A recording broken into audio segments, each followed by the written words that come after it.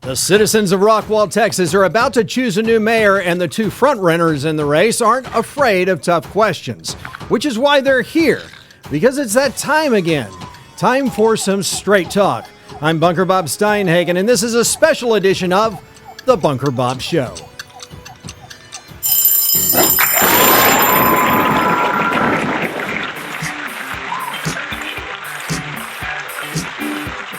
Greetings, thrill seekers, music lovers, conversationalists from across the fruited plains of the great state of Texas. I am your host, Bunker Bob Steinhagen, bringing you an in-depth look at the two frontrunners running for mayor of Rockwall.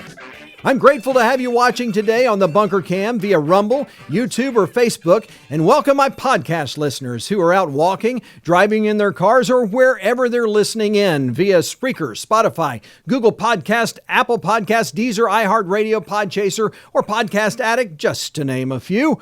Now, this is the fifth election season that I have held these forums, which provides candidates the opportunity to put their best foot forward, and is why, as I have always done, along with the invitation to participate, each candidate received a copy of the questions to help them decide if they want to participate, which also helps ensure that you'll only hear from serious candidates that are willing to answer hard questions.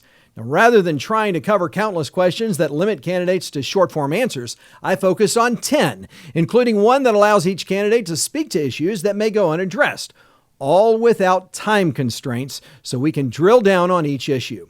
However, when a candidate goes especially long or meanders off topic, and they sometimes do, it will be edited down for time while ensuring that the key points remain. Through the magic of video, the illusion that both candidates are in studio at the same time is created, even though each candidate sat down with me for a one-on-one interview, which is edited together to make it look like they're together. Now, this is why I will ask follow-up questions of one candidate but not the other, and why the candidates do not respond to one another's answers. In fact, the first time either candidate will have heard their opponent's responses will be at the time of this broadcast. Now, before I begin, I let each candidate know that they can re-answer or restate anything they say, because the purpose of this forum is to allow them to be the best that they can be. Now, this is edited to alternate who speaks first and last on each question. And to determine who I begin with, I ask each candidate to pick a number between 1 and 100. 57. 77. 73. Remember, oh man, that's good. 77. Okay. Yeah. Since Tim McCallum came closest, I will introduce him first. Tim has been a resident in Rockwall since 1999. He previously served and was elected to the city council in 2003. Tim left the council but returned and was again elected to city council in 2023, currently serving in place 1. Tim is well known for his service to this community, having been twice awarded the Presidential Volunteer Service Award for his many hours of service to many local and national organizations. He has served as Mayor Pro Tem, the board of Rockwall Economic Development Corporation, where he currently serves as the city's liaison, Kane Middle School PTA President, Heath High School HBO President, and serves as a mentor for the SMU Cox School of Business Master's Program, among many other volunteer activities. Tim is a successful entrepreneur and businessman and currently leads a dynamic team of high-tech professionals as president and chief executive officer of Raise Media, an award-winning Dallas-based digital marketing agency.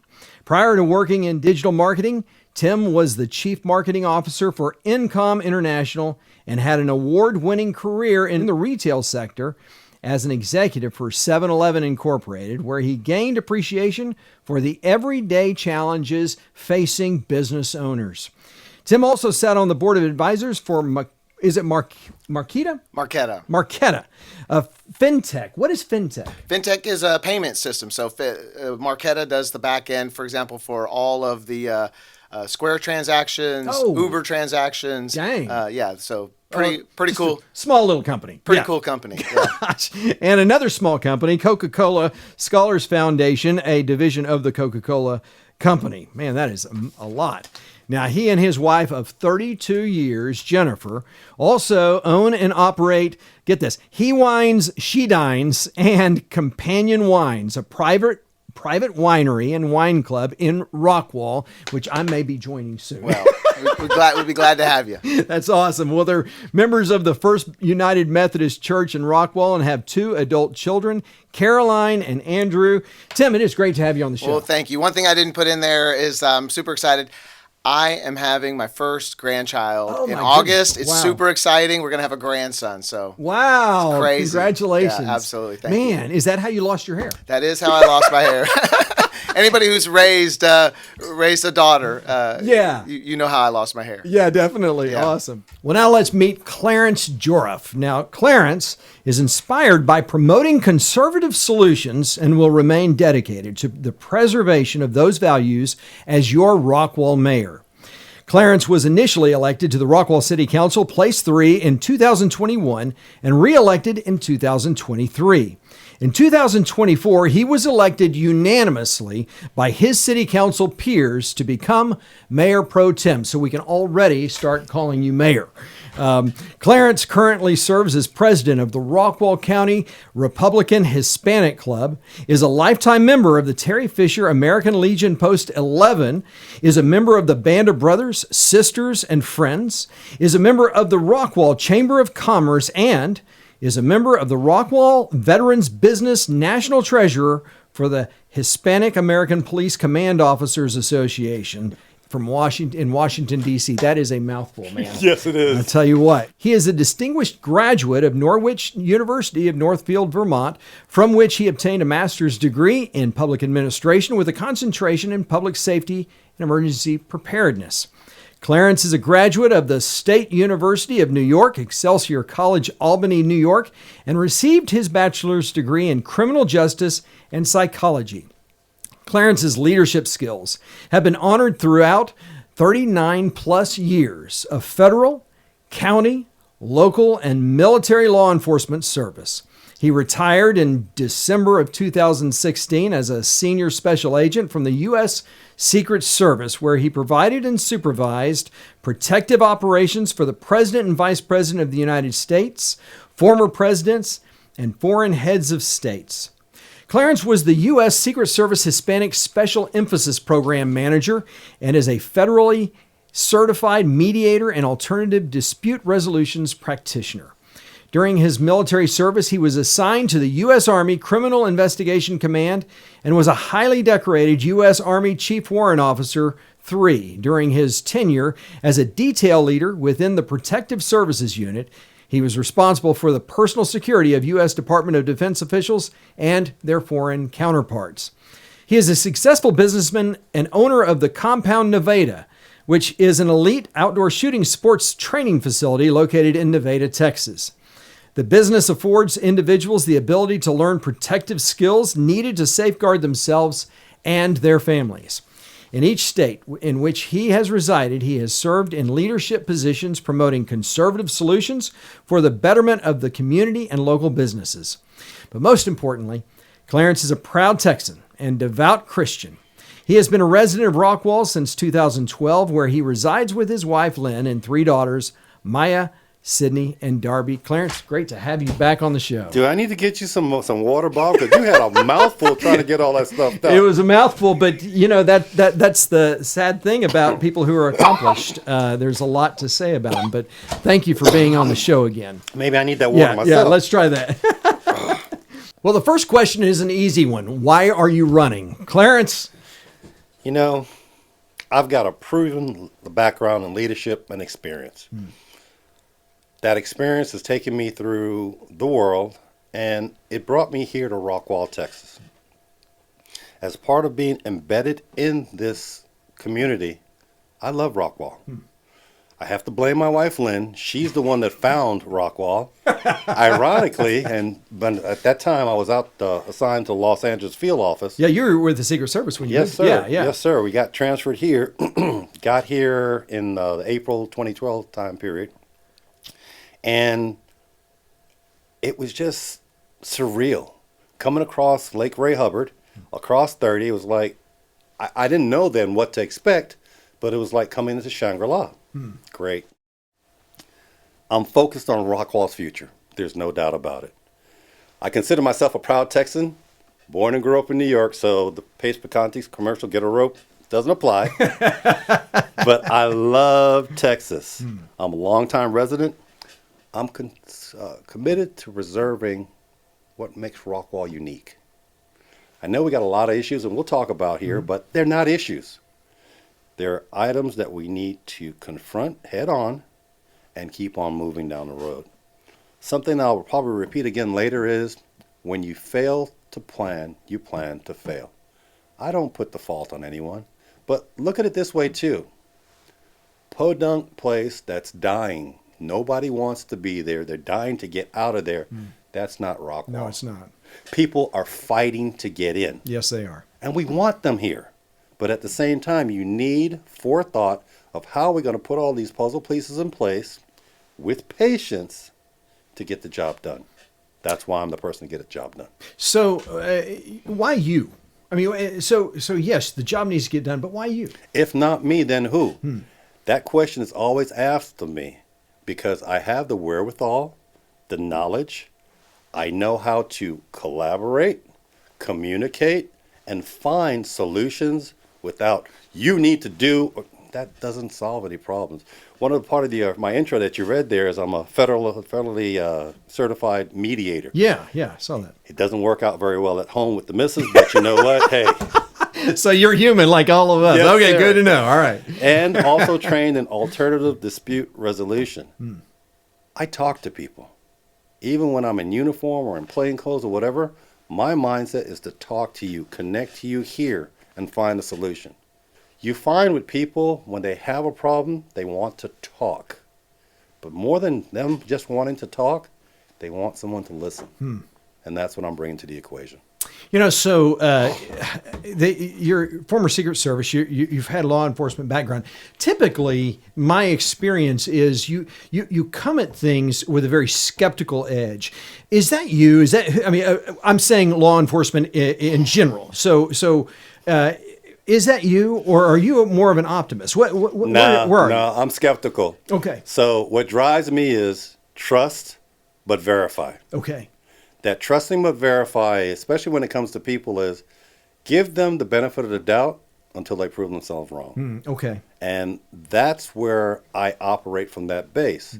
But it's not like, okay, that's a bad person.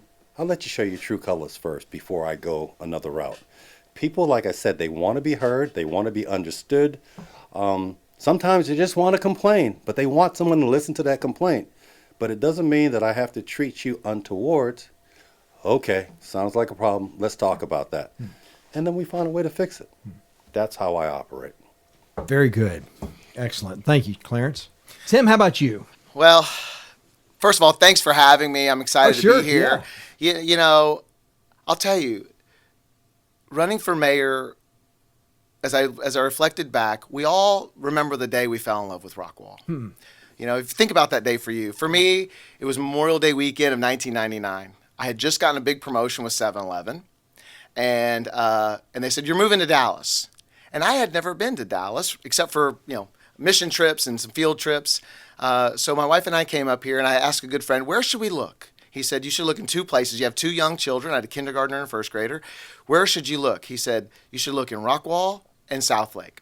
So we drove up for the weekend. It was Memorial Day weekend, and all the sailboats were out on the lake. Oh, wow. It was beautiful. And I said to Jennifer, "This is it. We don't need to go anywhere else. Let's find a house." And so we fell in love with this community. And a few years later, in 2003, I was 29 years old. I can't believe it. I ran for office. We spent about $600, but we had a lot of kids and helping us and family friends. I ran for office and won. And you were the youngest to be elected in 100 years. In about 100 years, yeah. The youngest Wow. person elected in about 100 years. And crazy. It was crazy. And when I got on the council, I like to say I served with titans of this community. But they were all, pretty much retired, citizens of Rockwall. And here I walk in with two elementary school kids, and they're like, okay, do you have a job? This is crazy, right? But let me tell you what, those gentlemen and eventually lady who I served with, like I said, they were titans of the community, and they mentored me and brought me along and welcomed me. And they were visionary leaders. When you think about the things we did in the early 2000s, I served with Ken Jones and Bill Cecil, Bob Cotty, John King. I tell people John King is not a road. John King is a friend. Wow. And John King was there when we voted for the bypass. And so it was only fitting that we would honor him after he passed by naming it after him. But we did some visionary things, like I said. We built the harbor. We didn't spend a penny of taxpayer dollars. We spent we built John King. We did the 205 split through downtown. Back then, it would take forever to get through downtown Rockwall. We did that. We did the Main Street plan and got the grant to redo the downtown square. Imagine our downtown had we not redone it. We built 2 fire stations. We built the animal shelter. We did all of these things, including adding phase 3 of the Rockwall Economic Development Corporation Tech Park, which is just getting done now. It's just getting done now, Wow. 20 years later. So I like to say I learned from the titans of this community. I fell in love with this community. And as I look now, it's time again for a visionary leader. We haven't built any major infrastructure like that since we were there. And I'm so proud that, every person I served with 20 years ago, they're all supporting me and endorsing me in this race. It's very humbling because it's sort of full circle. You learn from them, you work with them. 20 years later, they're rooting for me and supporting me, and I find that to be amazing. So that's why I'm running, Bob, because we need that visionary leadership right now. We have some real challenges in our city, and how we go, by the way, affects the rest of the county. And so we need somebody in the middle chair that's ready for this challenge, and that's why I'm running. Very good. Excellent. Thank you. Well, though the race for mayor is technically a nonpartisan one, which political party best reflects your values and why? Tim, how about you? Well, that's a softball question. So Yeah, I get it. Yeah, look, I'm a conservative Republican. I've run as a Republican. I'm a fiscal conservative, more importantly, because in these municipal elections, you're right, they're nonpartisan. But what matters at the end of the day is what are your values, and especially as it pertains to the decisions we make on a daily basis, which have to do largely with zoning and budget, right, and public safety. A conservative values are what I subscribe to, and it's what I profess every day. And so I'm not only a Republican, I like to call myself a fiscal conservative, and that's important. Excellent. Thank you. Now, Clarence, I already know the answer to this question, but I think more importantly is philosophically, why are you a Republican? I'm a conservative Republican because my first president that I raised my hand, took the oath of office to protect and defend these United States against all enemies, both foreign and domestic, was Ronald Reagan. Wow. Conservative values drive who I am. Okay. It boils down to, I talked about this before, personal liberty. You can do right, you can do wrong, but you always held accountable. It's not just sitting there going, okay, that's what happened there. No, that's what drives me there. Free enterprise. We have the right to make decisions, but you're held accountable one way or another. And the last thing is being responsible for what you do. Those values, in my belief, is what embodies me as a conservative Christian. And I mentioned this before too, Christ is a very, very big part of my life. I can't tell you how many times where myself and a partner were doing something or overseas somewhere, and it's like, hey, let's go right. Nope, let's go left. Come on, man, that's the no. We'll go left, we'll come back out, and it's like, how did you know not to go right? That's the only person I can give the glory to is Heavenly Father. And it's kept me out of a lot of trouble, trust me. Yeah. And it gives me that wherewithal to know right from wrong. So Love it. Thank you, Clarence. Well, the next question is, what is your vision for the city of Rockwall? Clarence, you've seen already a lot happen. Where would you like to see Rockwall in the future? I will maintain as mayor that Rockwall is a thriving, safe environment for all of our residents, our visitors and like. It's a prosperous community rooted in conservative values, which I embody. We just talked about that a few minutes ago. You have to believe it to do it. Those are my thoughts. Rockwall's growth comes into place. It really, really comes into play here, excuse me. What do I mean by Rockwall's growth? Our police and fire need to be properly staffed, properly equipped to handle all incidences in a moment's notice. I will make sure to continue to make sure that they are staffed properly and properly paid. It's all about getting paid. So when you think about when I ask about vision, I think there's a lot of people that are curious as to, are we the next Frisco? Are we the next McKinney? Are we the next, where do you see the city of Rockwall? Because, I mean, we're on the precipice. We could go the way of Frisco. We could go the way of whatever. So that's where it boils down to proper management and smart growth. There's a number out there, I think it's 13-14% within the city of Rockwall. I'm not talking about the ETJ, extraterritorial jurisdiction. I'm talking about inside the city of Rockwall. We only have about 14% land areas left for development. We're talking about residential and or business growth. The residential, I hear this argument of, and matter of fact, I had it this morning over at Lone Star 66. Hey, we got here, we don't need anybody else here. How can you stop people from coming? Right. And I bring up that same argument of vibrant locale. We are that vibrant shining star. If we were a dead, decaying location, nobody wants to be here. But we have to manage the resources that we have in place to make it possible for all of us. Now, that involves working closely with developers. Here's a problem. Not a problem per se. You have XYZ person that wants to sell their land here in Rockwall after all these years. It's been in the family, they've utilized it for farming, whatever. But it's not a farm town anymore.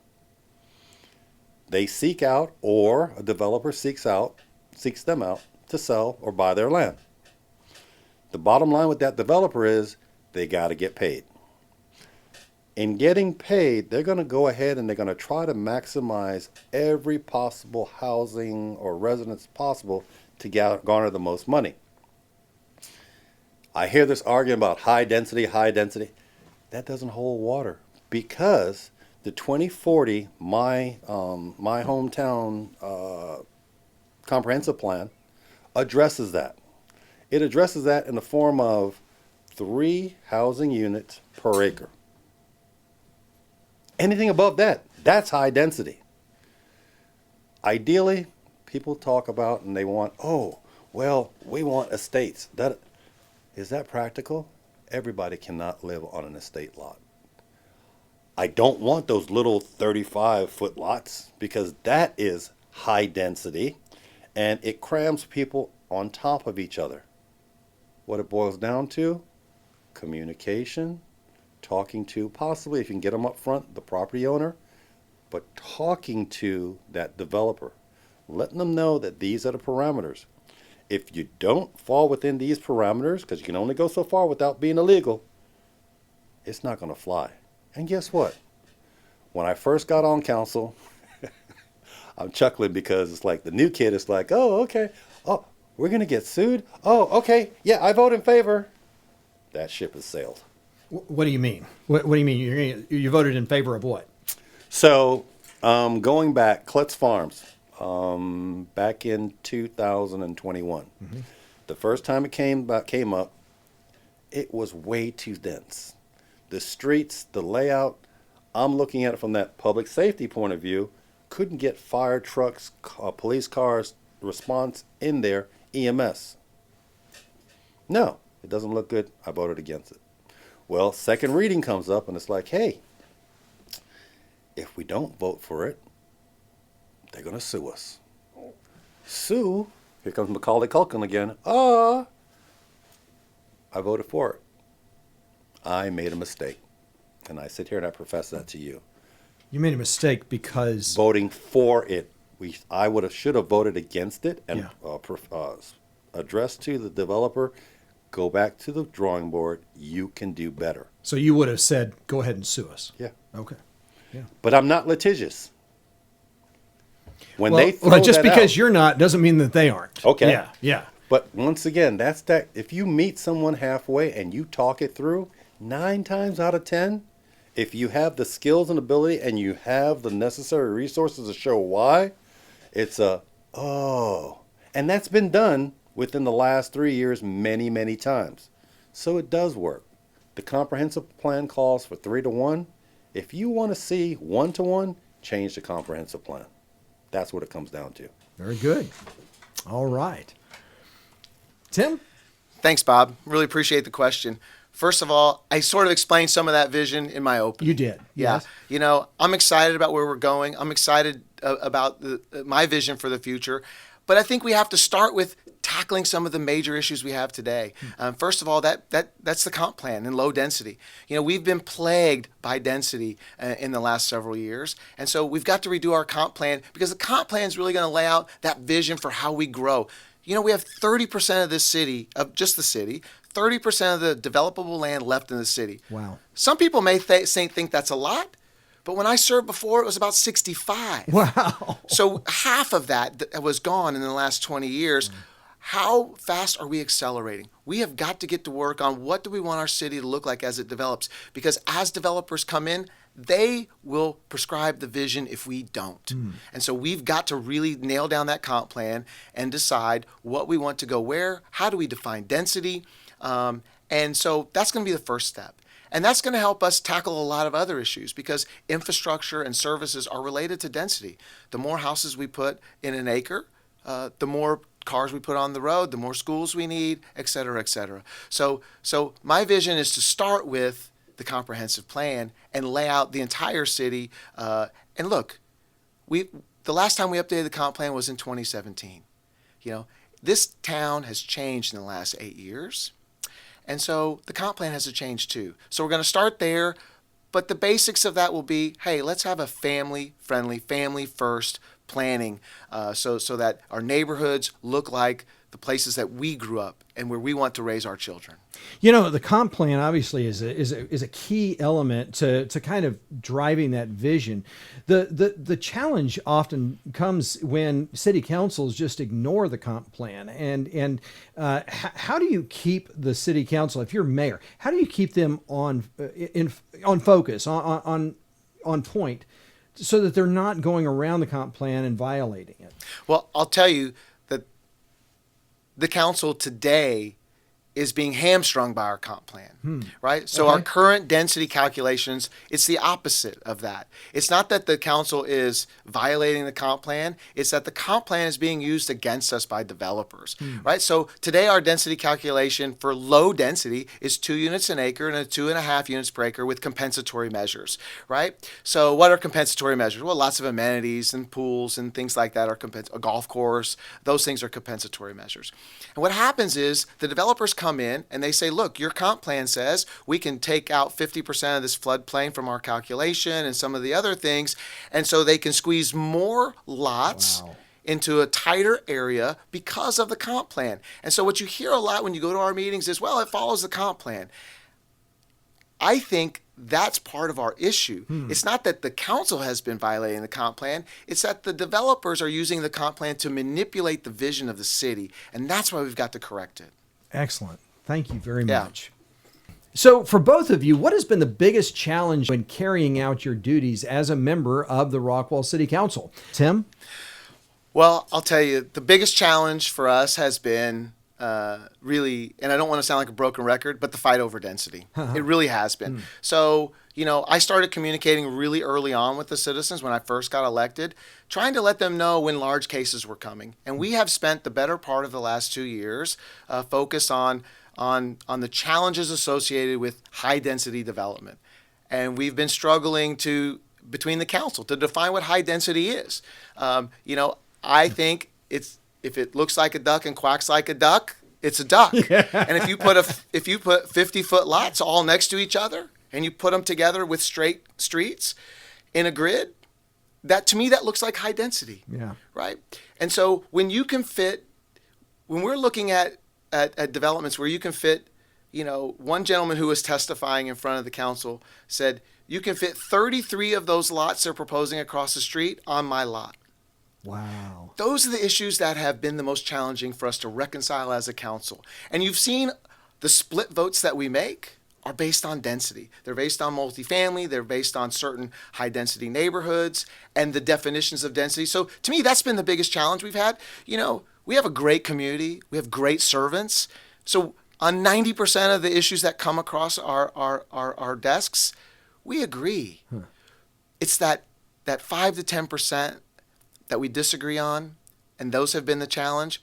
But to me, and that most people would say is the most important issue. And those are that's the most important issues we're facing. Yeah. Right now, the most important issues we're facing are density, because density creates infrastructure, services, eventually water, all these other issues that we deal with. We hear about schools all the time, and sometimes you'll hear city councilmen and women say, we don't do the schools. Well, we approve the density, and the density affects the schools. So yes, it does. This is a domino effect of issues that we deal with as a city, and so we've got to really be focused on that. And that, I think, has been our biggest challenge as a council. Yeah, you got to get it right, because you just talked about 20 years ago when you were last on the council. Mm-hmm. And some of those have just now taken place. So you can't go back and redo it. You got to do it right the first time. That's right. Listen, zoning decisions and decisions of density, when you hit the yes or no button, those are forever decisions. Forever decisions, that's right. And we have to start taking it that seriously. Yeah. It is a forever decision.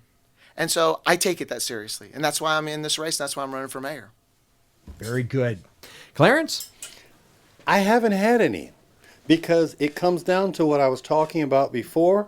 You identify a problem, you research a problem, you talk to the people maybe involved in the problem, you listen to them, you do more research again, and then you come to a conclusion. You don't sit there and have forethoughts beforehand, preform a thought, and then that's what drives you. It comes to the whole picture. Problems as a city council. A challenge. I'm not saying problems. I'm saying challenges. I love challenges, so a challenge is not a challenge. Yeah. But you may get a kick out of this, Bob. Okay. The Dick Cheney School of Thought. Okay. That's where I cut my teeth, okay? I protected Dick Cheney when he was a Secretary of Defense. Spent a lot of intimate times in that limo, going from place to place and throughout the world. I learned 4 things from Dick. 1, we can agree. 2, we can disagree. 3, we can agree to disagree, but we don't have to be disagreeable. The last thing, and this is something that's been mentioned here recently a couple times, I am not a politician. I'm a problem solver. I am a civil servant or civic servant, whatever you want to call it. I give myself to the community. So when I say that, don't ask me a question you don't want the answer to. I'm not going to tell one person something, tell another person something else, tell another person something else, and then come back, well, that's not what I said. You misunderstood me. Mistruths have no place in our city government or anywhere, because a half-truth is a lie. Worse than a whole lie. It's the same thing. Said, yes. It's the same thing. Yeah. So it's about having that honesty and integrity to address all situations the same way every time, because that's what? There's no right way to do the wrong thing, and that's what I bring to the table. So as far as challenges go, I don't foresee challenges. I see things that need research. See things that you bring in the expert. Sometimes you have to rely on the lawyer, but that's a good thing too.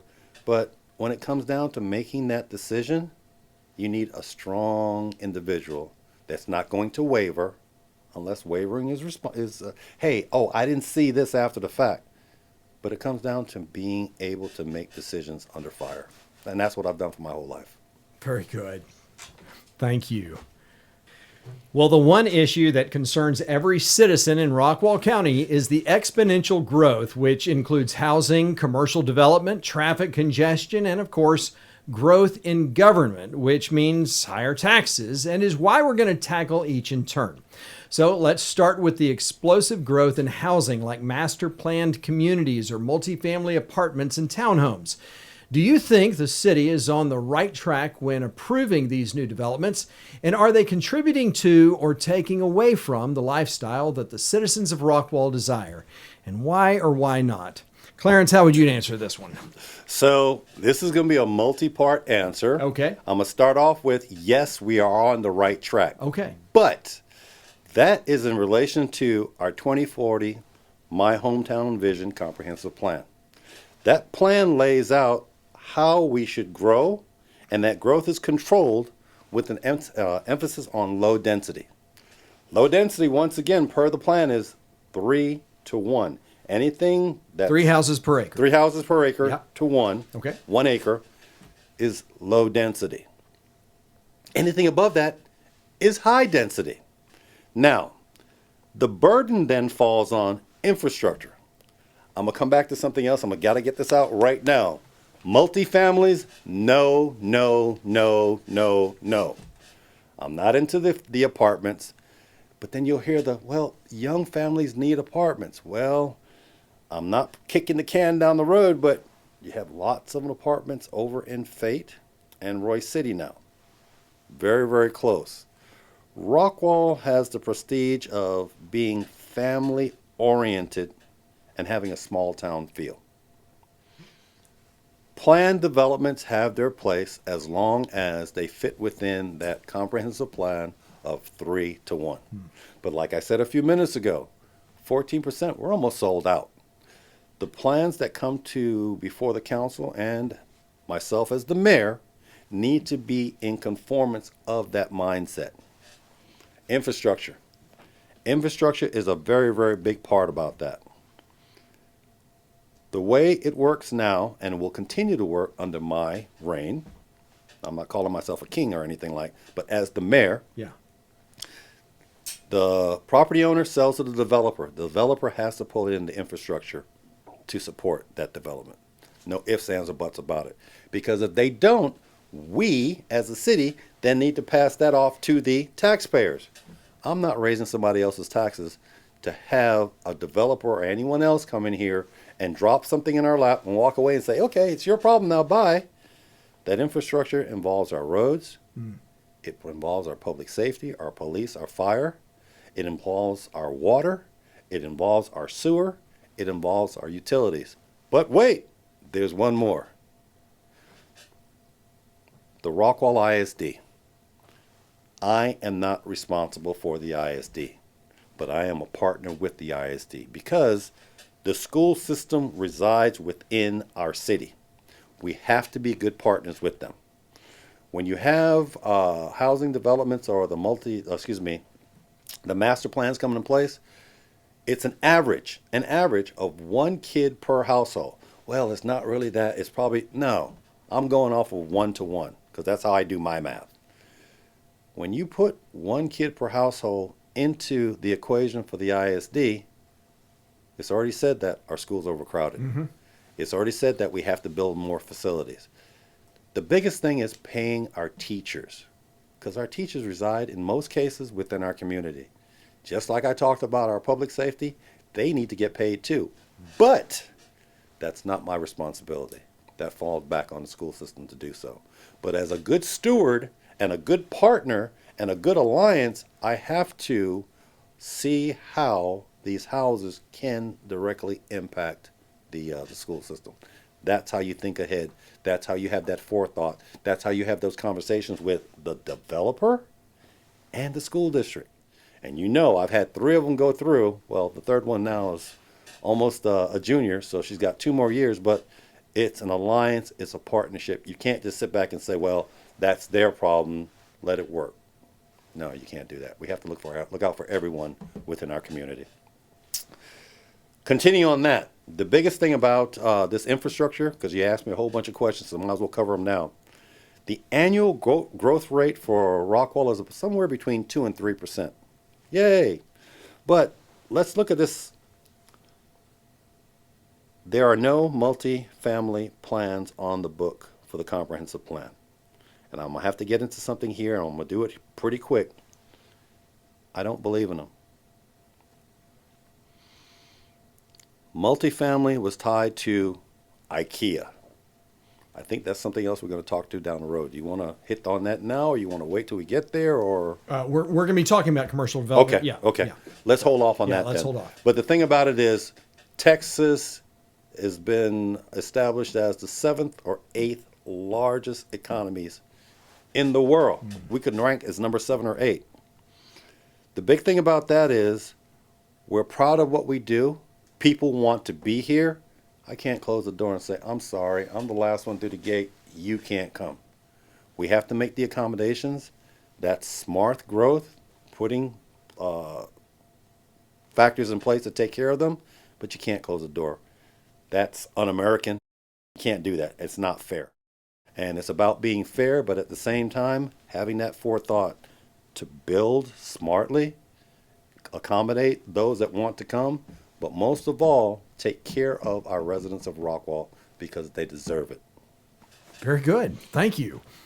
Tim, you've kind of already started talking about Sure. this. So what else would you say on this? Yeah, so look, the explosive growth is indicative of a place that people want to live. Yeah, definitely. People want to be here. Yes, they do. Yeah, just like when I drove across the lake, we all have that story. Yes. We all have the story of why we fell in love with this community, moved our family here, et cetera, et cetera. I ended up, years later, we moved my mother here, Wow. right? Because it's just a great place. I wanted my mother to spend the last years of her life close to her family, and this was a great community.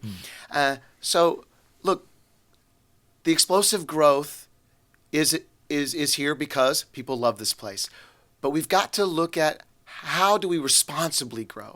Because in my estimation, we've made what I would call some irresponsible decisions. And not everybody will agree with that. And I understand that, especially some of those that I serve with today. But it really goes back to that comp plan. You know, the comp plan says 2 units an acre is low density. Well, when you look at the neighborhoods that are 2.5 units an acre, let's take Klutz Farm, one that was Klutz Farm. You drive by it every day on your way out toward 205. So Klutz Farm, when you take out the 50-acre park, right, that was donated. They were donated a park, so they were allowed, that's a compensatory measure, so they were allowed to get some extra density. It's 3.35 units per acre. Those are small lots. If you look at the product on the ground, everything around it is estate lots. The development next to it is 80 and 100-foot lots. The lots in that neighborhood will be half the size. Wow. Half the size. And so when you look at those decisions, and by the way, the community came out. The community rallied against it. And the next one that I started fighting was the Laughlin. We had a big discussion on Laughlin. Those who follow me know I spent a lot of time talking about Laughlin on text message, social media. I tried to keep the community up to date on where that was. It started out over 1,100 homes, Wow. the first iteration. If you look back at the last 2 years before I got on council, there weren't really any developments that got denied and sent packing for changes, right? I couldn't find one. Maybe there is one, but maybe I missed it. I did my research pretty well, but I couldn't find one that had been told no. I found pretty much they were all unanimously voted for. You're talking about the planning and zoning. I'm talking about planning and zoning and the city council. And the city council.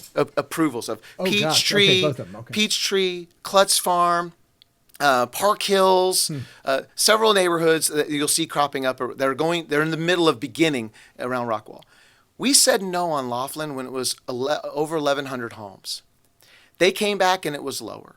We said no again. They came back and it was lower. By the time we said no to them several times, they had a 21% reduction in their density. They had gotten rid of all 52-foot lots. They had cut their 62 and 72-foot lot product. They had added a state lot product. They had added acre, 3/4 acre, and 100-lot product. They were going to put commercial across from 5-acre estates. We got rid of that. Wow. Yeah. Had we not said no, imagine what we would have gotten. But by just saying no and pushing back, hey, ultimately I voted against that development. I didn't think it was the right fit. But I applaud those members who were with me and said no the first several times, because it created a better product for our community. 21% lower density, better lot sizes, more open space.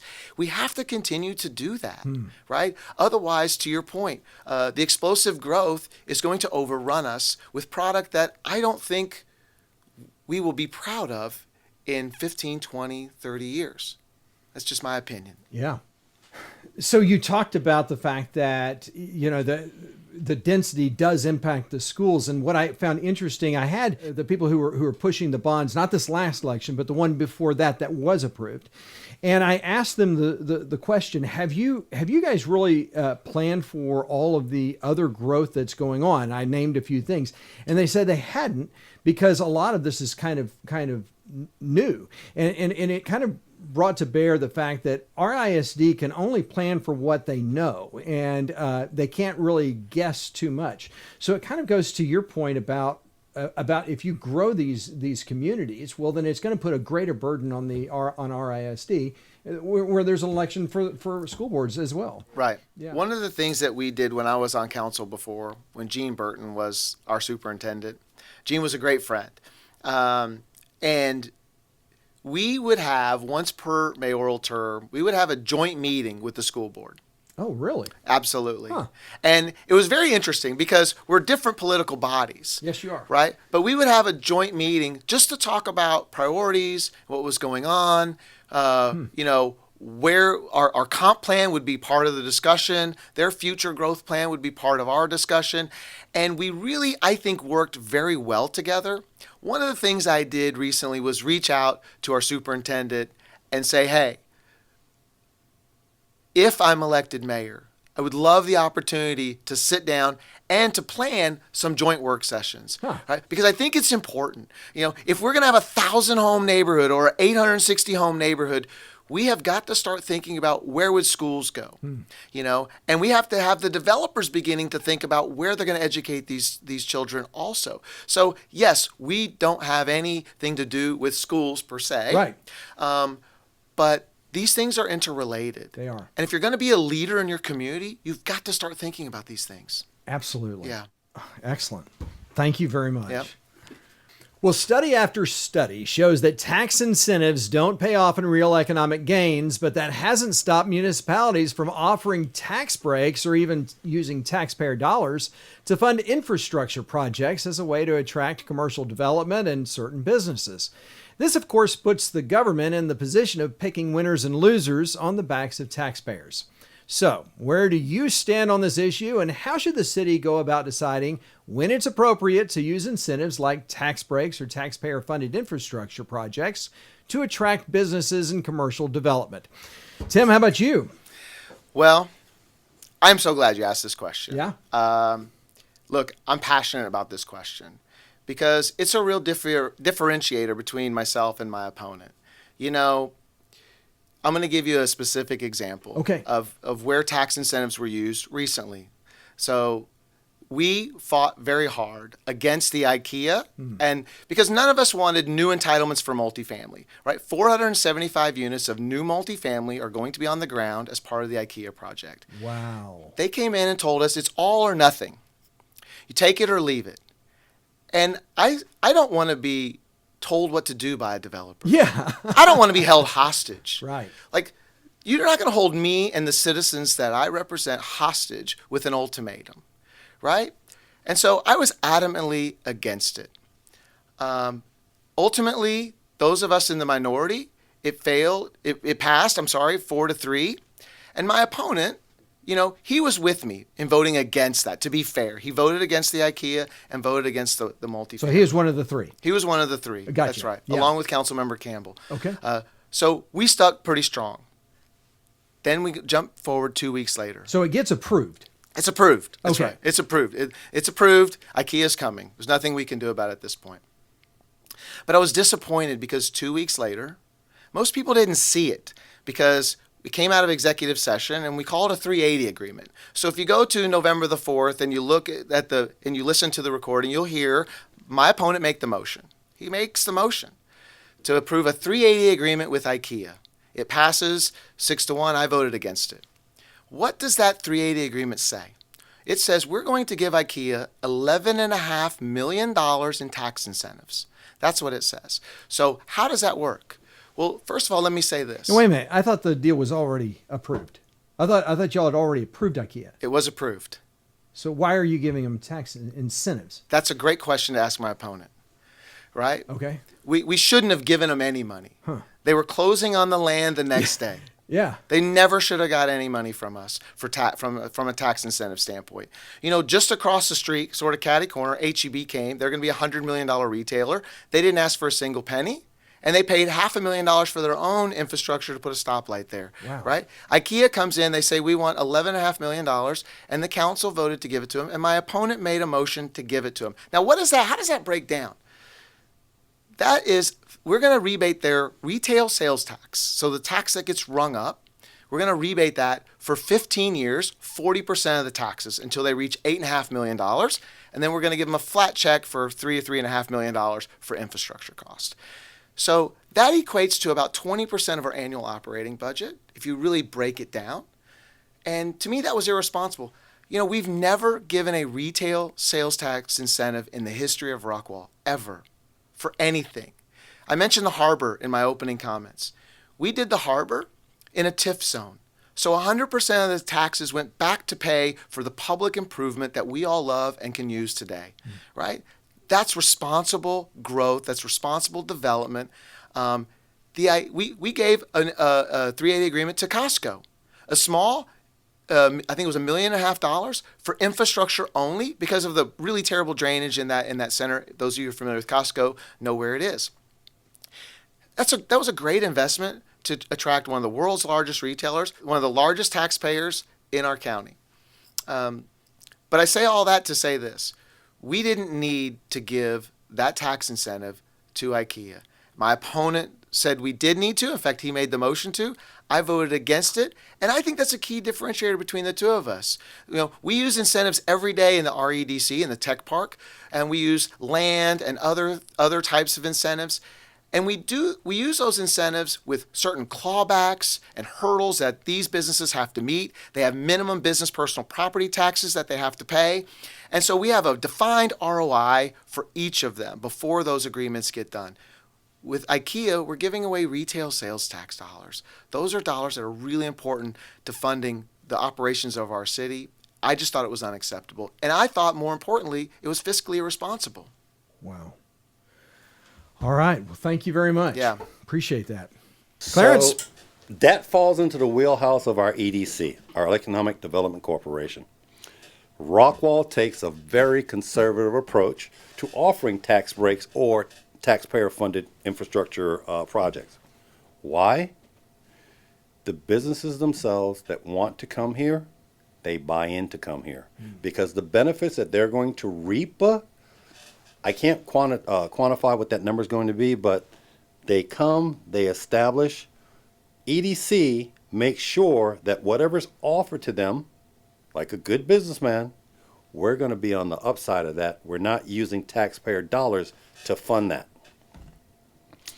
There's been a lot of fallacy here lately. Oh, well, Rockwall paid $11.5 million to the IKEA project. That's not true. Yeah, so what is the IKEA project for those who may not be aware? So IKEA is a project wherein it was coupled with multifamily housing. Okay. One package. IKEA stated, hey, we can't do this without the multifamily component because the multifamily component is going to help fuel the interaction. Yeah, that's between their market. Yeah. Target market. Yeah. No, I didn't know this. Wow. So, okay. Let's talk numbers. I voted against the whole project together. Multifamily and IKEA together, no, because it had multifamily attached to it. 2 other council members voted also. So it wasn't one person that, hey, I said I did. It was 3 of us. There are 7 votes on that council. It passed 4-3 to move forward. When it came back, IKEA wanted tax rebate for the monies that they were going to generate, not us give them, generate over a 10-year period. When it came down to just addressing IKEA and the multifamily, guess what? I'm looking at IKEA from a fiscally responsible point of view. They're bringing money. I don't care whether you shop there or I shop there. The revenue that they're going to generate is going to benefit our Rockwall community, our Rockwall residents. Guess what? It's going to help offset those property taxes. But it actually does three things. 2% of those sales tax revenues, based on a $2 equation, 50 cents goes to the EDC to continue doing great jobs of bringing these businesses to us, offering incentives, buying land. That's what EDC does. The other 50 cents, personal property taxes. It offsets the personal property taxes of our residents. Our residents have a reduced rate, and I am proud to say 4 years on this council, when I first got here in 2021, the sales tax rate was 38 cents. Then it dropped. Not the sales tax rate. No, the revenue, property tax property rate. tax rate, Yes, sales yeah. property tax rate. Right. Thank you for the correction. Yeah. So it's now at 24.745 cents. 38 to 24 cents, that's 14 cents different. That's 14 cents per thousand that our taxpayers aren't coming out of pocket for. That's a savings. So when you look at the IKEA model, I need to refer to notes on this one. Over a 10-year period, they would have paid a total of $38.4 million of sales tax revenue. Okay? We, out of that 38.4, would keep $26.9 million out of that. That's 70%. Well, simple math. There's still 30% sitting out there. We gave it back to them in the form of a rebate. They earned it for us. We didn't come out of my pocket to give it to them. We gave them the monies that they earned through that sales tax revenue. That's where that 11.5% comes from. Nothing came out of the pocket of our Rockwall citizens. We didn't take it out of the coffers of City Hall to give it to IKEA to do so. That was smart math, smart thinking on behalf of a combination. I give two people credit, the EDC and our city personnel who watch those pennies like they're their own. All right, so let's. There's a couple of things that people might want answers to. One, first of all, and there's a question that I'm about to get to where every city in Rockwall has lowered the tax rate because of the value, the assessed value of the homes have skyrocketed. So the tax rate, some could argue that the tax rate is not so much a reflection of that benefit that's coming from those sales tax dollars. Well, there's still one more component of that. Okay. So 50 cents for EDC, 50 cents to help reduce property taxes. The other dollar then converts to city services. All the things that work that benefit our quality of life here in Rockwall. Great. How does that happen, or how does that work out? The property taxes, the monies that are received from these sales tax revenue, reduce it. I'm not happy with this calculation from the Central Appraisal District because, especially when it affects our seniors, okay, your house is worth $300,000 now, but we gave you this sales tax revenue that knocked it down, but now it's worth $500,000. It's the tail chasing the dog. How do we make it better? It comes out of the state. The state is the one that puts these mandates on it. You will, and you can't charge anything more. You can't give back anything more. State is the one that's tying our hands as far as taking care of our people. The other big thing that come into play there is infrastructure. IKEA came to the table, and guess what? $500 million in capital improvements in the form of new infrastructure that we, the city of Rockwall, aren't paying utilizing taxpayer dollars to put in place. Let's talk about HEB. Same thing. They came to the table. They decided, oh, we need a new traffic light right there at 30, right on the John King, right across from Cavender's. Guess what? Nice. You need a light. You need to pay to put that light in. We passed those charges or those costs off to the developer, thereby safeguarding the taxpayers of our city. This way they're not paying for something, oh, it's nice, but it's going to cost us this. Another part of that IKEA project that is not mentioned very often is there's retail stores that are coming in there also. One of my platforms talks about business development and job creation. 2,000 jobs. 2,000 jobs. We're not hiring someone from Arkansas. We're not hiring somebody from Oklahoma. We're not hiring somebody from New Mexico. We're hiring locals that reside here in Rockwall or the surrounding areas. Okay? Why is that beneficial? I think the number is somewhere about 85, 90% of our residents get in a car and have to drive to another city to do what they do. Now, I know there's specialties, there's technical skills involved that may not be readily available here in Rockwall right now. But guess what? If I can stop one person from having to take a trip to go into Plano, into Richardson, because they have a job here and it's 5 minutes away, maybe they could use a bicycle. I'm not a proponent of bicycle, but it's something close. It's something close where we're supporting our community by building these businesses, by having these businesses come in that support us overall. You know, so what you're saying is we're looking at $26.9 million from the IKEA thing in revenue to the city, but the biggest concern for citizens, for taxpayers, is, okay, they get all this money, but they don't reduce my taxes. They just keep growing government with that money. How are you, as mayor, going to make sure that the taxpayers are the ones who receive the benefit, not government? Do you understand the question? Yes, sir. All right. Yes, sir. That's not true. The sales tax revenue that, if they were not here, is zero. So the taxpayers are going to have to pony up whatever amount that they have based off of zero. The revenue that's coming from IKEA, and I pointed out that $38.4 million is free money, technically. Granted, people are coming and they're buying their products, they're buying whatever at IKEA, the Swedish meatballs at the concession stand, whatever. I can't wait for that to show up, though. So the mindset there is we're getting something versus not having anything at all.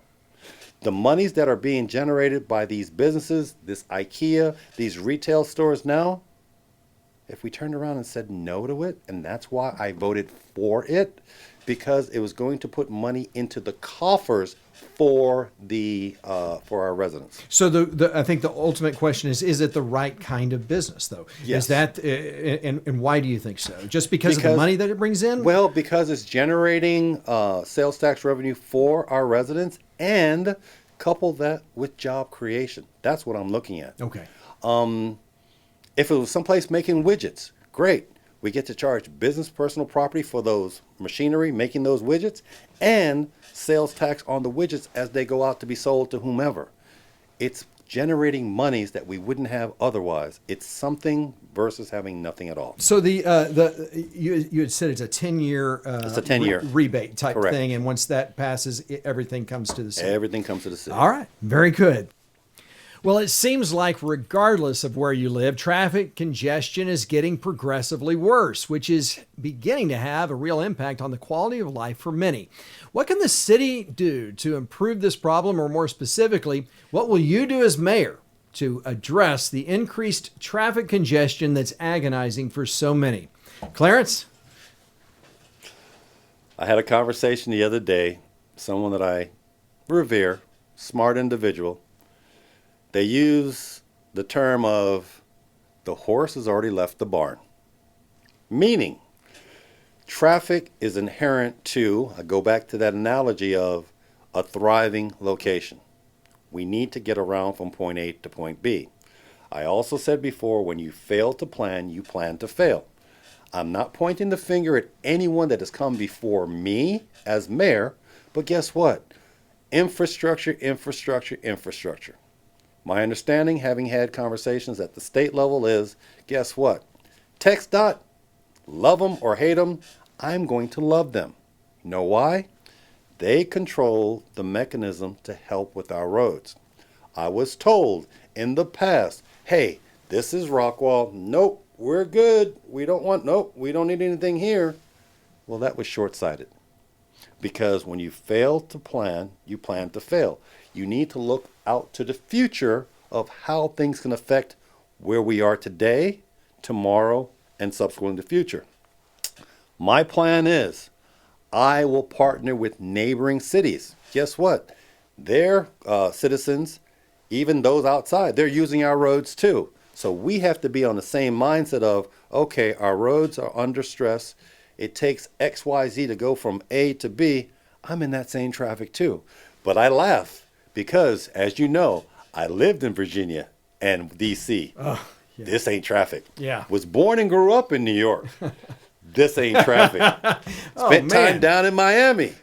This ain't traffic. Whoa. All right, wait a minute though. I'm going to stop you right there because if you're going to evaluate our traffic to that's the wrong message, no, right? But that is the right message. Our traffic is minimal compared to those volumes of traffic, of course, to include LA. Yeah. So what it takes is a plan to how do we mitigate those problems. Yeah. Our county commissioners, interaction, communication, collaboration with them.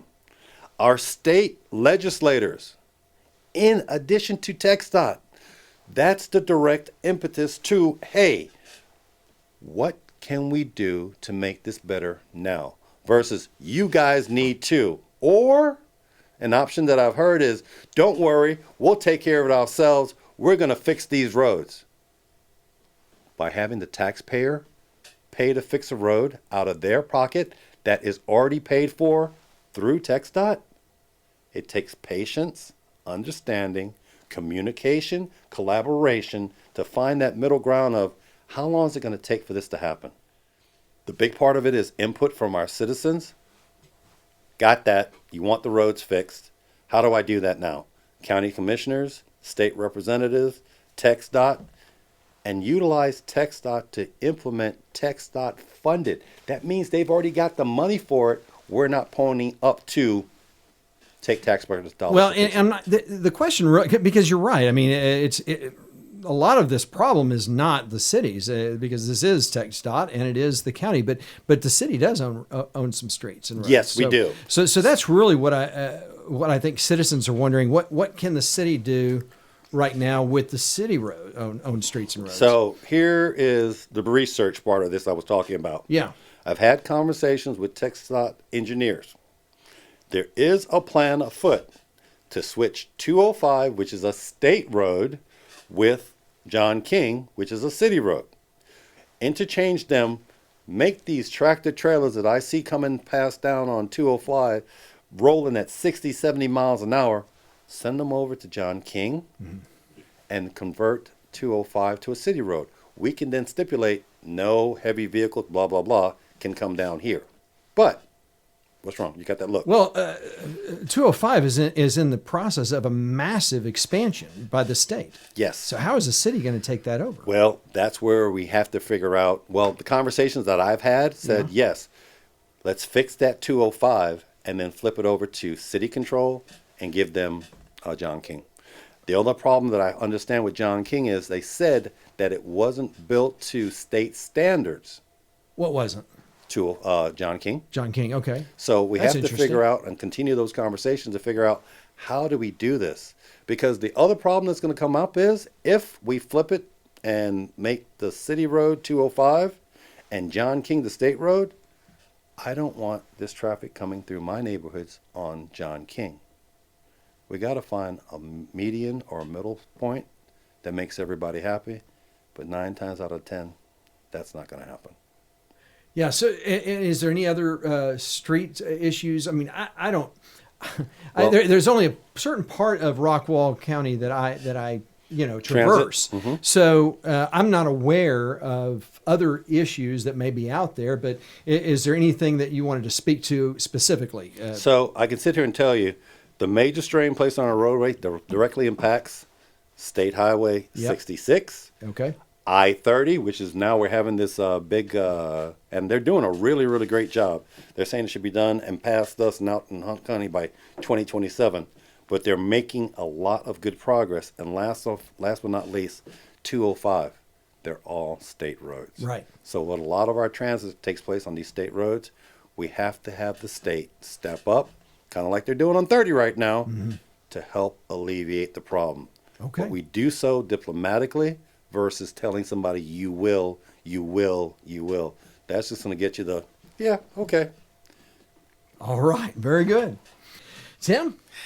Well, first of all, this is a hot button question. It right? is.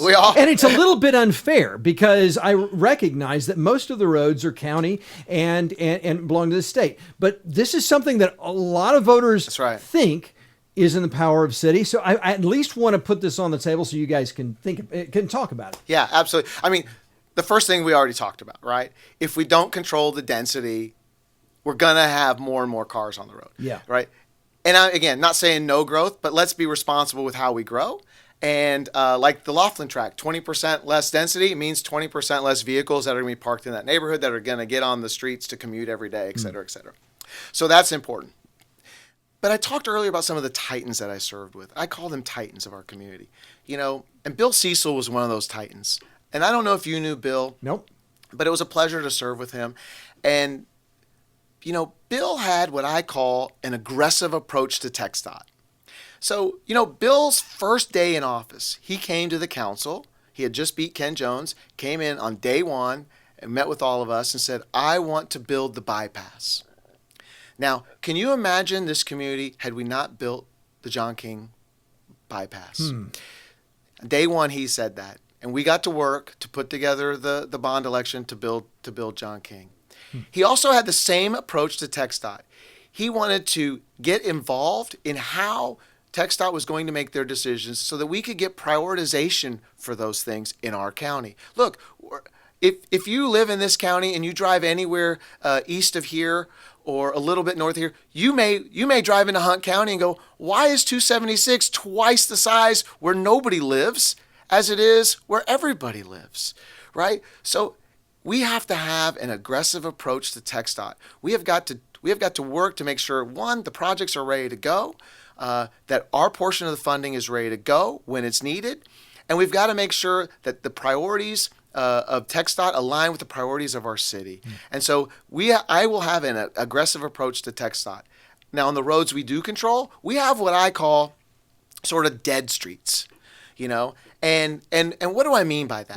Yeah. We have an approach that says let's have developers sort of build everything.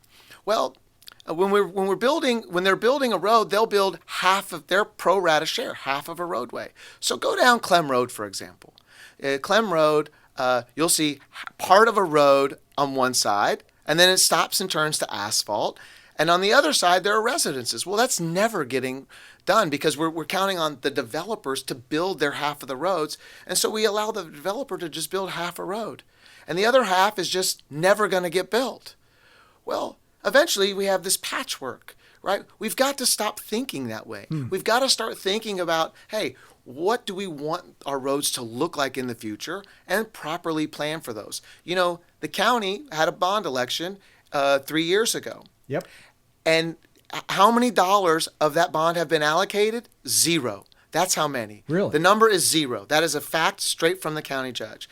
We have got to tap into those dollars that have already been approved by the voters. And we're the largest city in the county. And we need to tap into those funds to move our people around. And that's why you'll see some of my stuff where I say, let's get moving, Rockwall. That's what I mean. It's time to use the resources we already have. To finish some of these roads and to work on projects and to be ready with that aggressive approach to TxDOT so we can get things done. Yeah, it's not just moving people of Rockwall because if all the other cities go through Rockwall, That's right? true. Yeah. That's true. I mean,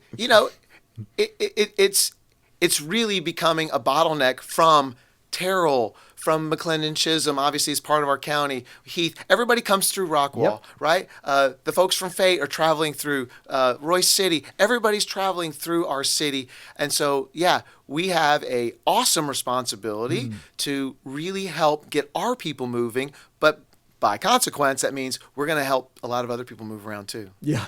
Yeah. Good point. Excellent. Well, President Trump initiated the Department of Government Efficiency, or DOGE, which not only uncovered outrageous waste in our federal government, but also exposed an entirely new generation to the reality best articulated by President Reagan, who said that government is not the solution to our problems. Government is the problem. So what is your philosophy about municipal government growth, and where do you draw the line between what constitutes an essential government service that warrants taxpayer funding and wasteful spending that should be prohibited? Tim? Well, first of all, we started with the conservative question. Yeah. And the cat's out of the bag. I'm a fiscal conservative. Yes, you are. And I'm not going to change now. I remember my first budget being back on council. Our city manager was the finance director when I was on council before. And she said, I know you're going to be excited for the budget. I'm one of those council members who gets excited about the budget. And I read every page, every line, and I like to look at every single dollar that we spend. It's important. How we spend other people's money is important. And so, look, the one blessing we have as a city, most people may not realize this, but we're at about 24 cents per 100 in value. We are the lowest combined, city of Rockwall now is the lowest combined tax rate of any city in the 8 DFW counties. We're proud of that, right? We keep lowering and lowering the tax rate. Part of that's growth helping fuel that, of course. Great business personal property tax, great economic development dollars. We have $565 million of economic development on the ground. We have deals to take us over $800 million. So if I'm elected mayor, I know we'll get to the $1 billion mark by the time my term is done. That's tremendous. That keeps taxes low and allows us to pay for services. But let's back up a minute. So all that to say, I don't think there's a DOGE need for chainsaws in Rockwall. Right. We are fiscally responsible. Our council's done a great job. Our staff has done a great job. Our city manager's done a good job with that. But let's take something that's apropos for today. Trash. We all care about our trash. Did you know our trash contract is the largest expenditure that we have as a city, external vendor? Okay. So, of course, we have water, but we're part of North Texas, right? We have water. We have all these things. But they're part of us, the government entity, for all practical purposes. Trash is something that we contract out. It's a $7 to $8 million a year contract. They're usually done in 7-year deals. That makes it about a $50 million contract. Dang. Big contract. Yeah. Our contract is up in January. And so that recently came before council 2 weeks ago. I know this will air in a few weeks, so that was the last meeting in March for those who are watching and want to go back and watch it on the city's website. The last meeting in March, the city's contract with Republic Services came up. And there's a lot of talk about how great Republic is, and they do a great job, by the way. Our trash all gets picked up. We love our trash. But what do we have today? We get twice a week trash pickup. You can have your own cart, or you can call them and rent one. You get unlimited bulk pickup twice a month. And they brought in a proposal for renewal. They want to renew their 7-year deal. Their renewal proposal is something like 17% increase for households, okay? Almost a 20% increase for commercial pickup. By the way, we have to think about our small business owners, right?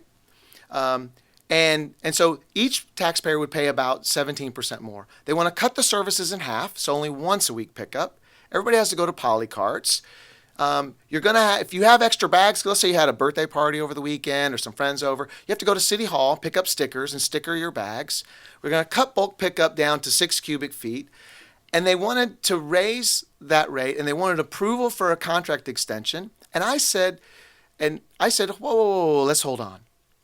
And we had a pretty passionate argument between the council because my opponent seconded the motion to give them an approval without going out for bid. I made a motion to go out for bid. I said, for the largest contract in our city, a $50 million contract, $7 to $8 million a year, we should go out for bid and make sure we're passing on being as fiscally responsible as we can with the taxpayers' money. This is not our money. This is other people's money. And I made a motion to go out for bid, and it died because we didn't get a second. In Rockwall, Texas, that motion died. We did not get a second. Another member made a motion to extend their agreement and accept their proposal. My opponent seconded the motion. And then I like to describe it as all hell broke loose, and we had a healthy discussion, a passionate discussion of fiscal responsibility. Eventually, the motion and the second were pulled, and we agreed to go let the staff begin to survey other communities so we can get an accurate picture of what other cities are doing and what the cost structure looks like in other cities. But here's my point, and what I said on the council. I only pay $25 a month on my water bill. So I have $25 invested in the trash pickup. The rest of the citizens have $7 million invested, right? It is other people's money. We have got to do a good job of protecting other people's money. And that's what Donald Trump and the Doge thing is really all about. Yeah. We don't have cuts to make here, but when we're making decisions, and one person said, it's a lot of work for staff to go out and go out for bid, right? Said it's a lot of work for staff to go out for bid. And I said, well, when was the last time we went out for bid? Do you know when the last time we went out for bid was? When was that? 15 years ago. Wow. So is it okay for us to ask professionals who do this for a living to go out and make sure we've got secured the best deal for the citizens every 7 or 15 years? Yes, is absolutely okay. And we should have gone out for bid. Now look, jury's not done yet. We still have to look at the surveys. We'll look at the results. We'll make hopefully the right decision for the citizen. But that's a big difference between me and my opponent and how I view fiscal responsibility and proper control of our city tax dollars and how he views those, right? We view it very, very differently. And you can just go look at that last second meeting in Monday and watch the video. It's the last item on the agenda. Okay. For those who want to fast forward. But that perfectly exemplifies the difference in how we look at fiscal responsibility and government spending. Yeah, so as a former mayor, I went to a Texas Municipal League conference, and what really caught my eye was the fact that some of the biggest little soirees were held by the garbage companies, and they were all wanting all the cities to come in. So it's not like Republic is the only dog out there. There's quite a few that would really love to have the business of Rockwall. So letting the free market do its job really makes a lot of sense. It really does. And again, there's something that's still working. I put a post out on my Facebook. It's gotten a lot of attention from citizens. And most citizens say, I love my twice a week pickup. Please leave my bulk pickup in place. People care about public safety, water, and trash. These are things that people adamantly care about. And so we've got to take these decisions really seriously. But yeah, you ask about fiscal responsibility. That's a really real life example. That's something happening right now that the citizens can pay attention to. Definitely. Thank you. Clarence? I am so proud to be a council member and mayor pro tem, because when it comes down to us every year going through that budget, we have our city manager / finance director. She's been in that job now, 20 plus years. She knows numbers inside out. I can call and ask, hey, what about this? What about that? I, knock on wood, love her and our other civilian leadership because they watch our money very closely. They know where those pennies are going.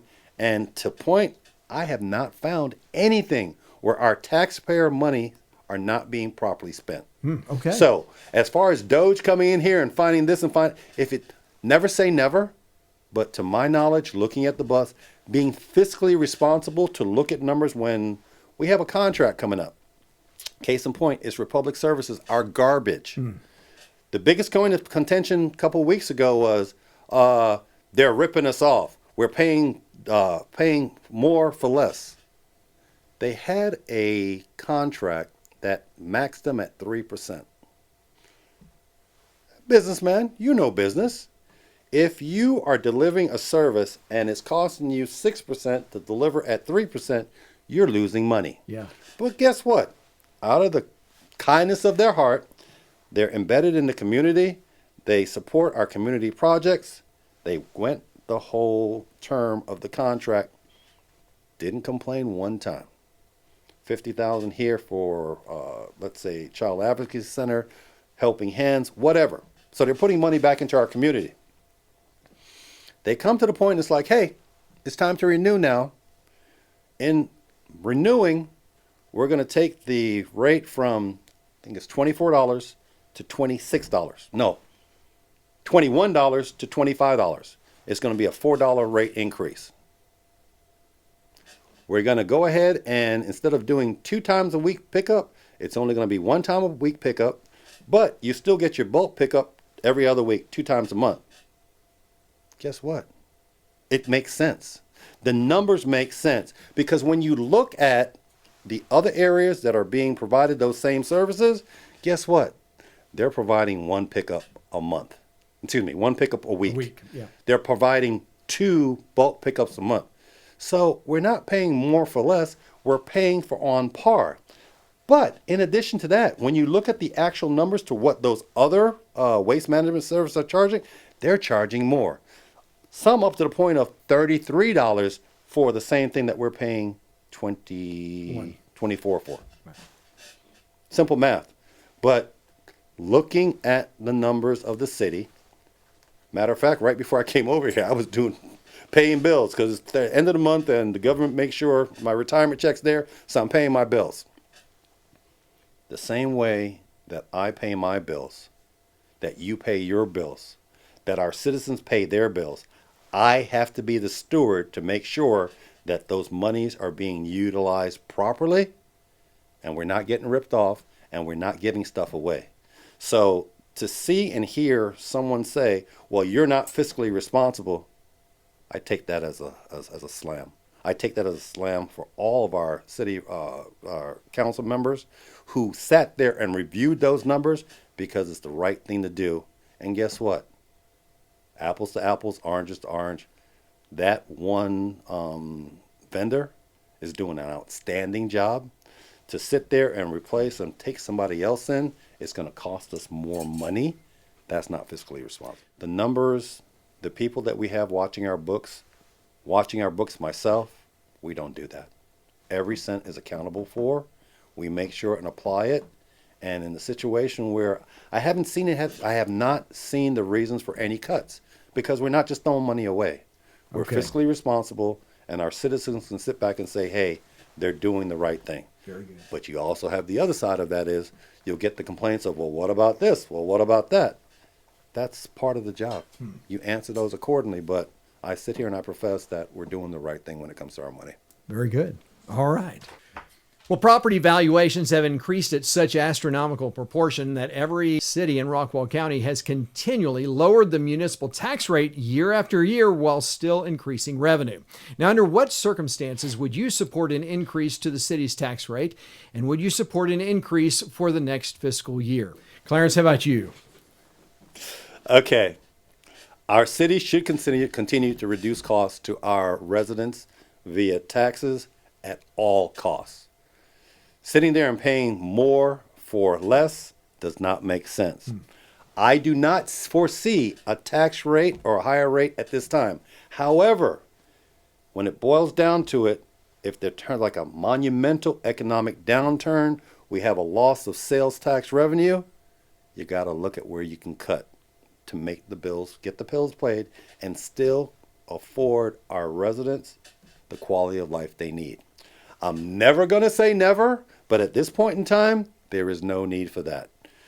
But if that time does come, that's where we need to get down into the bushes, get down into the weeds, to reduce our costs and spending as applicable without taking away from our great city and the services that we provide for our citizens.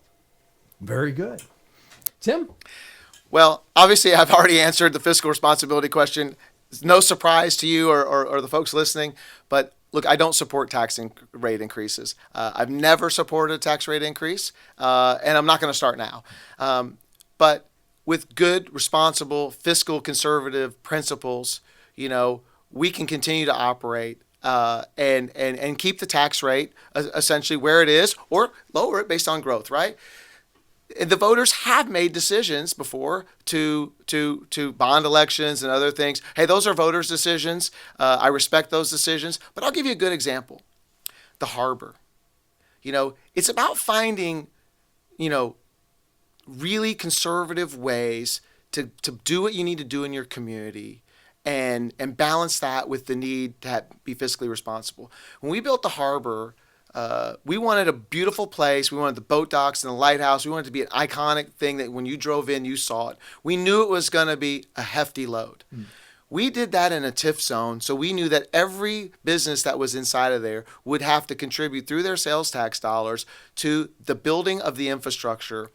We did that. The harbor is almost paid off. It'll be paid off in a few years without a single penny of taxpayer dollars going to it. So look, there's a way to do improvements. There's a way to do amazing things in our community without raising taxes. It just takes that continued approach to fiscal responsibility, and I'm committed to it. Very good. Excellent. Thank you.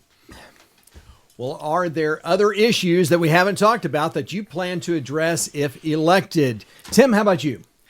Well, first of all, I think you've done a great job of asking us really important questions that the citizens care about today. The one thing we didn't really talk about probably is public safety.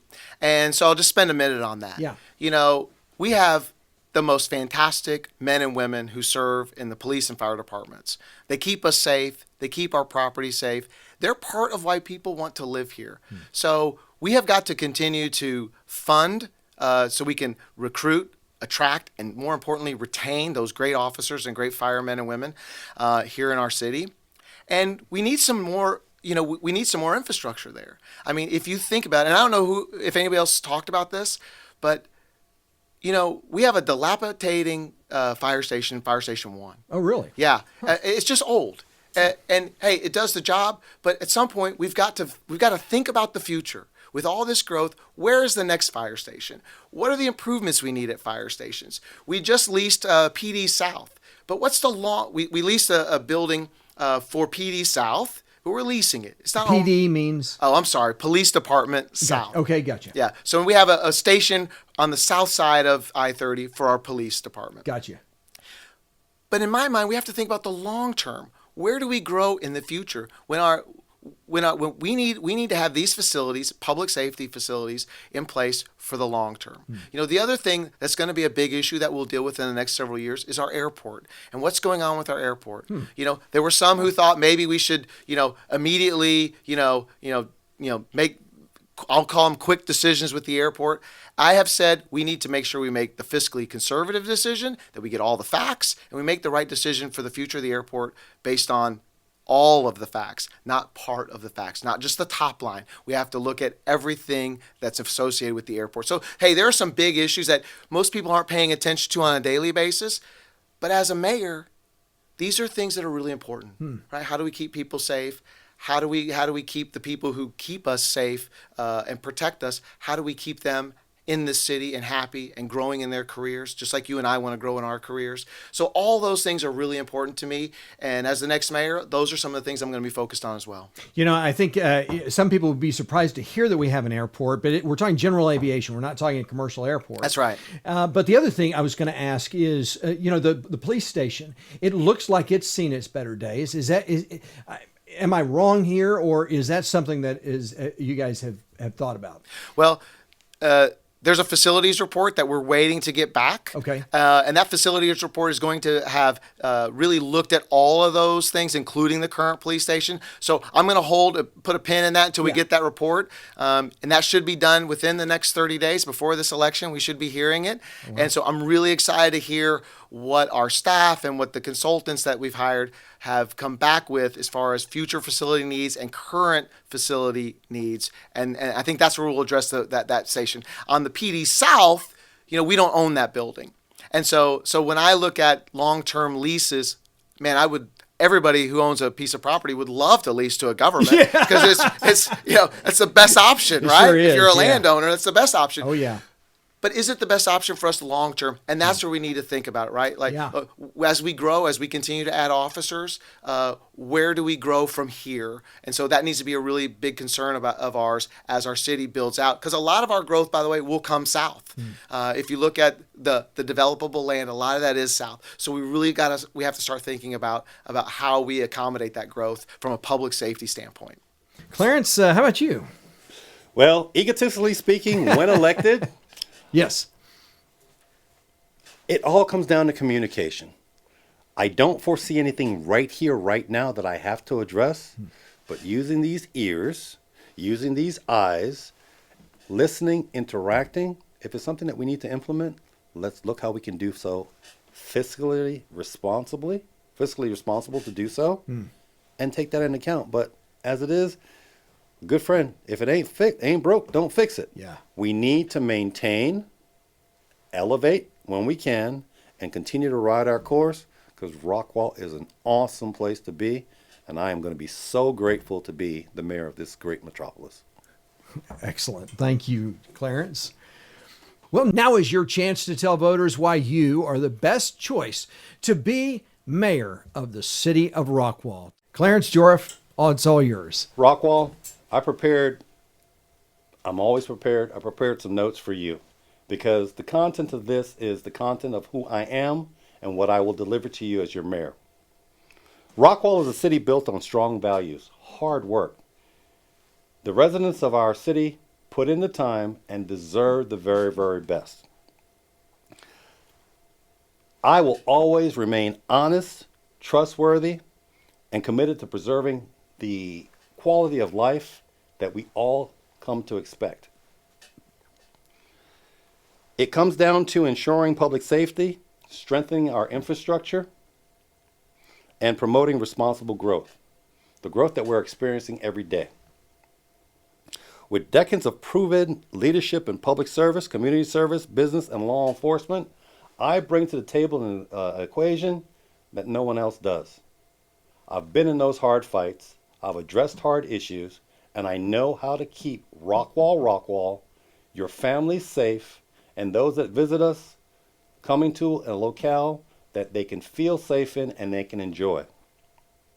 As your mayor, I am truly worthy of your trust and confidence. I've proven that throughout my lifetime, throughout my leadership skills, and what I do every day. Don't ask me a question that you don't want an answer to, Rockwall. I'm not a politician. I shoot it straight every day and always. It's important for me to keep our community safe, keep our city prosperous, and built for the future, for our future generations to come. As your Rockwall mayor, I will deliver on that every day. And guess what? If you need to, hold me accountable, pick up the phone and call me. I answer. I care about you, and I will continue to care about you, because guess what?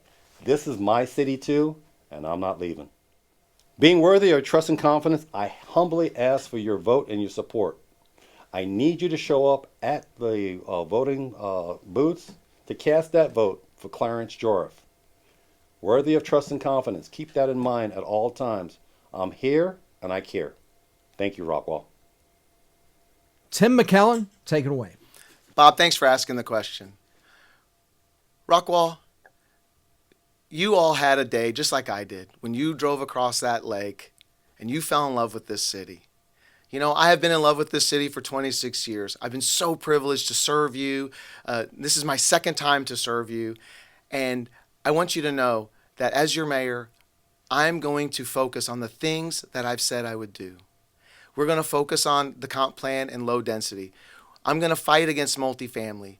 I'm going to make sure I protect your fiscal interests every single day.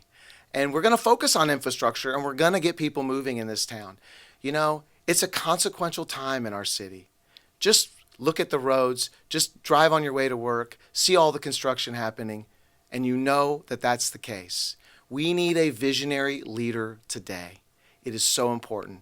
And I think I'm that visionary leader to help take us through this time and prepare us for the future.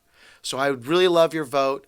I'd really love to earn your support, and I appreciate you. And Rockwall, you know I love you. Thank you. As you can tell, both candidates truly desire to earn your vote. If you have more questions of them or wish to know more about their campaigns, I posted links to their websites and Facebook pages in the description of today's show. Early voting begins on Monday, April 22nd, and goes through Tuesday, April 29th, with Election Day on Saturday, May 3rd.